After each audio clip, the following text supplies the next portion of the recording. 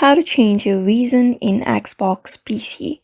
Hello everybody, welcome back to another video. In this video, we're gonna learn how we can change our reason in Xbox PC. So without any further ado, let's begin with the video. But before beginning, I want you to make sure to hit the like, share, and subscribe icon.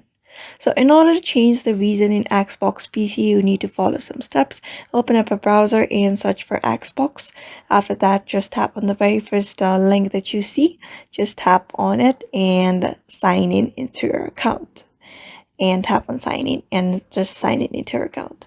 After signing in, just go to my Microsoft account and here tap on your info at the left side of the screen. Just tap on your info. You can see under account.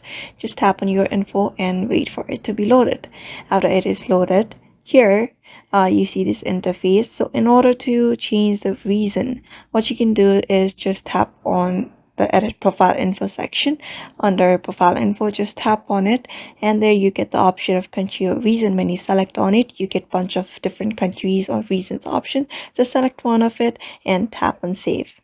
And that's how you basically change your reason in Xbox PC. So therefore, I hope this video was helpful to you and thank you for watching this video.